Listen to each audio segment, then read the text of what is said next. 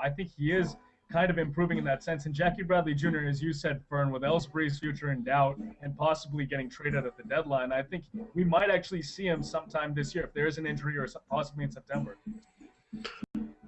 I can't stand Ellsbury. I don't know about you guys. I think he's a great baseball player, but he missed 6 months because he broke a rib, and I mean, it's just give me a break. It's, you know, and I don't think that there's any chance that he resigns with the Red Sox at all. And you know, I think that we have to start kind of considering him almost as a player that's not even going to be on this team for probably I don't think he's making it past the deadline, personally. Yeah, no, I'd agree with that. And Brian, we'll let you get in on this. I know you and I have had this discussion in the past about whether or not they keep Jacoby Ellsbury. And the way I see it is, Jacoby Ellsbury is a Scott Boras client. He's going to hit the open market, and he's going to make bank, and they're going to base it on his 2011 numbers.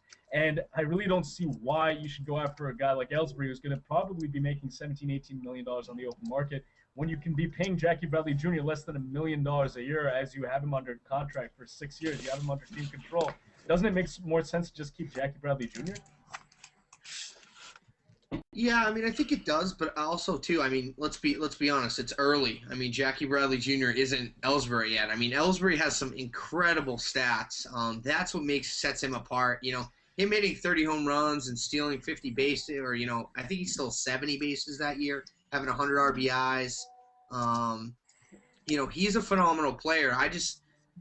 There's something about him that just rubs me the wrong way.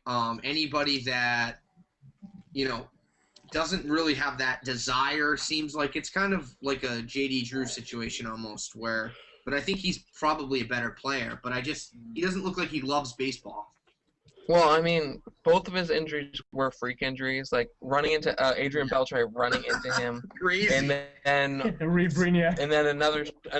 then a Tampa Bay Ray landing on his shoulder. Like, you can't predict that. Like, I think if he stays healthy, he'll put up solid numbers. I see 25 home runs, 45, 50 stolen bases.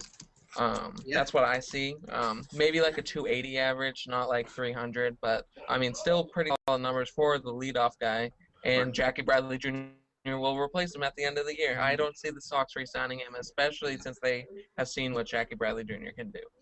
True. I completely agree. Jackie Bradley is not there yet, but the fact that he has started off hot in the Grapefruit League, shows the Red Sox that he's almost there. And I think, 4 or 5 months down in AAA can get him ready when it's time to get rid of Ellsbury. And who knows what they can get for him.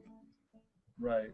No, that's true. I think especially if they're outside of playoff contention at the deadline, it's a no-brainer. You got to trade him and get something in return, because remember, if you get some prospects in return, you have them under control for a considerable amount of time, and then any team that's making a push that needs a left-handed bat like Jacoby Ellsbury could use him. Trade him to the Dodgers. They'll take him. Of course, they love taking our garbage, and they'll give us Ruby De La Rosa. They'll give us another one of those guys. So I enjoy it.